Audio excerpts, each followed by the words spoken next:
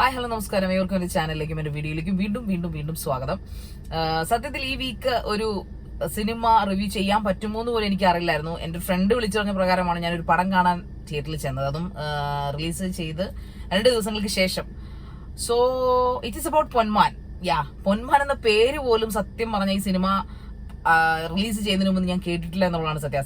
Reviewer എന്ന നിലയിൽ ഇങ്ങനെ പറയുന്നതിനോട് എനിക്ക് ലജ്ജയുണ്ട്. ബട്ട് എന്നാലും ഇറ്റ്സ് ഓക്കെ. എനിക്ക് തോന്നുന്നു നല്ല സിനിമകൾ ആൾക്കാർ കണ്ടു തന്നെ വിജയിപ്പിക്കട്ടെ എന്നുള്ള ആ ഒരു സംവിധായകന്റെയും ആ ഒരു ചലച്ചിത്ര അല്ലെങ്കിൽ നിർമ്മാതാക്കളുടെയൊക്കെ ഒരു ചിലപ്പോൾ ഒരു എയിം ആയിരിക്കാം. വലിയ പ്രൊമോഷൻ ഒന്നും ഈ സിനിമയ്ക്ക് Jyothish Shankar, yes is the director name, അവർ കൊടുത്തിരുന്നില്ല എന്ന് എനിക്ക് തോന്നുന്നു. And the screenplay by G R Indugopan, because Indugopan ഒരു റൈറ്ററാണ്. സോ അദ്ദേഹത്തിന്റെ നോവൽസ് ഒക്കെ ഞാൻ വായിച്ചിട്ടുണ്ട്. സോ അദ്ദേഹത്തിന്റെ നോവലിനെ ആധാരമാക്കിയിട്ടാണ്, നോവലിന്റെ പേര് ഞാനിവിടെ പറയുന്നില്ല, ഇനിയിപ്പോ അത് പോയി വായിച്ചിട്ട് നിങ്ങൾ ഇതിന് കയറാതിരിക്കണ്ട. സോ അദ്ദേഹത്തിന്റെ നോവലിനെ ആധാരമാക്കിയെന്ന് കണ്ടപ്പോൾ തന്നെ എനിക്കൊരു അറ്റ്ലീസ്റ്റ് ഒരു ക്ലാസ് ഉണ്ടാവുമെന്ന് ചിന്തിച്ചു. പക്ഷെ ഇതിനെക്കുറിച്ചുള്ള ഒരു റിവ്യൂസ് ഒന്നും ഞാൻ സാധാരണ റിവ്യൂ ഒന്നും കണ്ടിട്ടല്ല പടം കാണാൻ പോകുന്നത്. ഒരാളുടെ റിവ്യൂ കാണാറില്ല. ഞാൻ തന്നെ നേരിട്ട് എത്ര ദിവസം കഴിഞ്ഞാലും ആൾക്കാരിങ്ങനെ എന്നോടൊന്ന് പറയുന്നതല്ലാതെ ഞാൻ ഒരിക്കലും നമ്മുടെ യൂട്യൂബ് ചാനൽസ് നോക്കി റിവ്യൂ കാണാറില്ല. അപ്പൊ ബേസിന്റെ പടമായ പൊന്മാൻ ഇറങ്ങി, നീ കാണുന്നില്ലേ എന്ന് എന്നോട് ഒരാൾ വിളിച്ച് ചോദിച്ചപ്പോൾ ഓഫ് കോഴ്സ് ഞാൻ ഓർത്ത് ബേസിലിനെ എനിക്ക് ഇഷ്ടമാണ്. ബേസിന്റെ പടം ഞാൻ പ്രാവിൻകൂടി ഷാപ്പ് കണ്ടിരുന്നു. അല്ലാതെ തന്നെ അദ്ദേഹത്തെ ഇഷ്ടമാണ്. സോ ബേസിൽ നായകനായിട്ടുള്ള പടം എനിക്ക് അത്ഭുതം തോന്നി. കാരണം ആരും ഒരു പ്രൊമോഷൻ ടീസർ പോലും ഞാൻ അതിനെ കണ്ടില്ല എന്നുള്ളത് ഓർത്ത് ഞാൻ അത്ഭുതപ്പെട്ടു. ആക്ച്വലി എനിക്ക് അതിനധികം അവർ പ്രൊമോട്ട് ചെയ്തിരുന്നില്ല. ബട്ട് എനിക്കൊന്ന് 2 മണിക്കൂറും 10 മിനിറ്റ് 5 മിനിറ്റ് അങ്ങോട്ടേ പടമുള്ളൂ.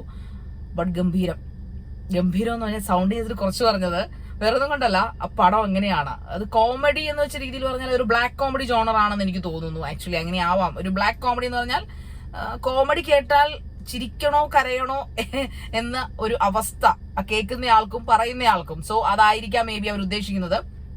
മൺട്രോത്തുരുത്ത് ഞാൻ എന്റെ ഷൂട്ടിനൊക്കെ ട്രെയിനിലൊക്കെ പോകുമ്പോഴാണ് മൺട്രോത്തുരുത്തിന്റെ ഒരു ഭാഗം കാണാറ് എപ്പോഴും കേട്ടോ. ബസ്സിൽ പോകുമ്പോൾ കാണാൻ പറ്റുമെന്ന് എനിക്ക് അറിഞ്ഞൂടാ.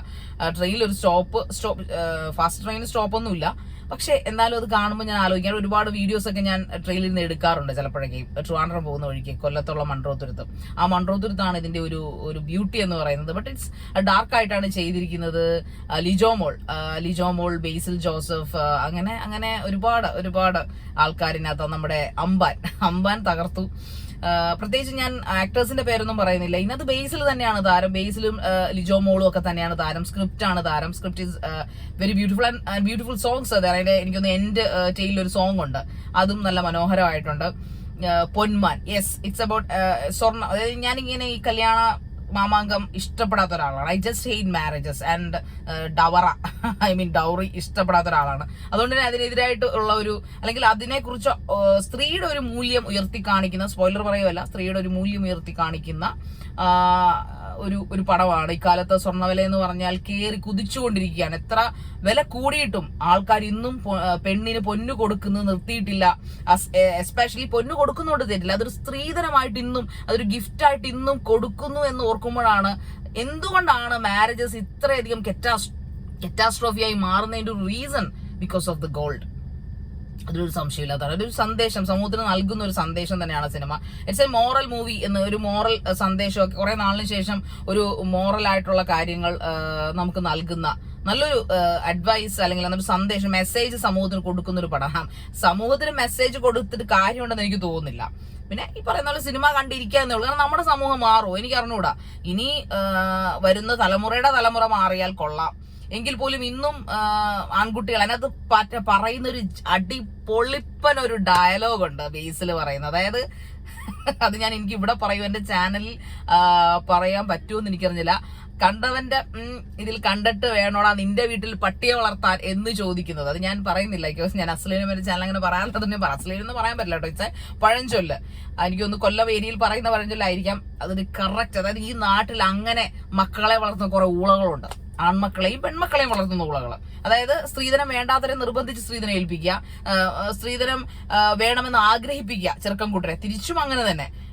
ഈ പറഞ്ഞ കണ്ടവന്റെ കൂയിലെ തീ കണ്ടിട്ട് നിന്റെ വീട്ടിൽ പട്ടി, അങ്ങനെ കുറെ വളർത്തുന്ന പട്ടികളുടെ ഒരു നാടാണ് നമ്മുടേത്.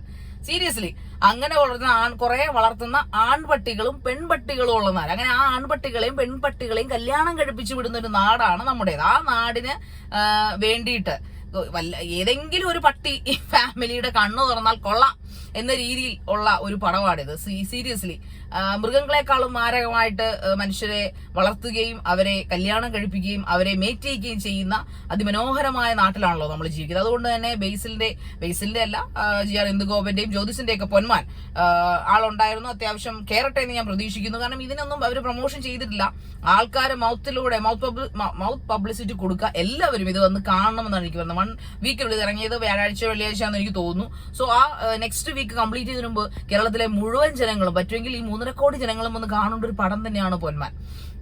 സീരിയസ്ലി കാണണം. കാരണം ഇത് കൊല്ലത്ത് നടക്കുന്ന ഒരു കാര്യമായിട്ട് അവർ പറയുന്നുണ്ടെങ്കിലും ഇത് തെക്കോട്ട് പോകും തോറും ഇത് ഭയങ്കരമായിട്ട് ഇതിന്റെ ഒരു സീരിയസ്നെസ് നമ്മൾ മനസ്സിലാക്കണം. ഇപ്പൊ ഈ കല്യാണ വീടുകളിൽ കൊടുത്ത ആൾക്കാരുടെ ലിസ്റ്റ് പറഞ്ഞ പിന്നെ പൈസ വാങ്ങിക്കുന്നതും സ്ത്രീധനം അതിന്റെ പേരിൽ ഉണ്ടാകുന്ന കുറേയധികം പ്രശ്നങ്ങൾ ഇതെല്ലാം നമ്മൾ കാണാറുണ്ടല്ലേ.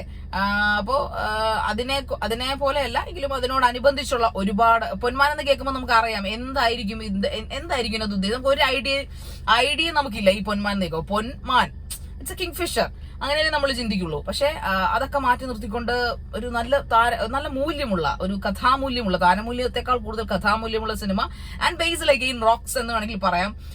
അദ്ദേഹത്തിന്റെ ഓരോ സിനിമകളും എടുത്തു നോക്കി കഴിഞ്ഞാൽ ജയ ആയാലും ഈ പറയുന്ന ലാസ്റ്റായിട്ട് റിലീസായി പൊന്മാൻ ആയാലും വ്യത്യസ്തമായിട്ടുള്ള എക്സ്പ്രഷൻസ് ഉള്ള ഒരു നടൻ.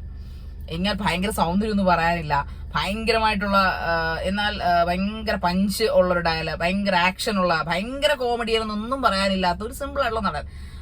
അതിനേക്കാൾ അദ്ദേഹത്തിന്റെ ഒരു അഭിനയ മികവ് ഇതിനകത്ത് വളരെയായിട്ട് മുഴച്ചു നിൽക്കുന്നുണ്ട്. സോ അതുകൊണ്ട് തന്നെ എല്ലാവരും കാണേണ്ട ഒരു പടം തന്നെയാണ്. നമ്മുടെ പ്രത്യേകിച്ച് ഫാമിലി ആയിട്ട് പെൺമക്കളുള്ളവരും ആൺമക്കളുള്ളവരും ഫാമിലി ആയിട്ട് വന്ന് കാണേണ്ട ഒരു പടം. ഓൾ കേരളം ഒന്ന് കാണട്ടെ. അങ്ങനെയെങ്കിലും കുറച്ച് ബോധമുണ്ടാകുന്നെങ്കിൽ വളരെ നല്ല കാര്യം. അതുകൊണ്ട് എനിക്ക് പ്രതീക്ഷയൊന്നുമില്ല. സോ പടം അടിപൊളിയായിട്ടുണ്ട്. കൂടുതലൊന്നും ഞാൻ പറയാം, കാരണം കുഞ്ഞു പടമാണ്. ഞാൻ ഇതിനകത്ത് ഈ 7 മിനിറ്റുള്ള അല്ലെങ്കിൽ 8 മിനിറ്റുള്ള എന്റെ വീട്ടിൽ അത് പറഞ്ഞ് കഥ മുഴുവൻ ഞാൻ പറഞ്ഞു. സോ അതുകൊണ്ട് വേണ്ട, സിമ്പിൾ ആയിട്ടൊരു പടം. സമയം കിട്ടുമെങ്കിൽ തീർച്ചയായിട്ടും നിങ്ങൾ എല്ലാവരും തിയേറ്ററിൽ വന്ന് കാണുക. Basil hats off and Jyothis hats off. അങ്ങനെ അതുപോലെ ലിജോ മോൾ എല്ലാവരും മനോഹരമായിട്ട് ചെയ്തിട്ടുണ്ട്. നല്ല പാട്ടുകളാണ്, നല്ല സ്ക്രീൻ പ്ലേ ആണ്, നല്ല ബാക്ക്ഗ്രൗണ്ട് ആണ്, നല്ല മ്യൂസിക് ആണ്, നല്ല ആക്ഷൻ ആണ്, എല്ലാം മനോഹരമായിട്ടുണ്ട്. സോ അടുത്ത വീഡിയോയുമായി കാണുന്നവരേക്കും bye bye from the speech maker.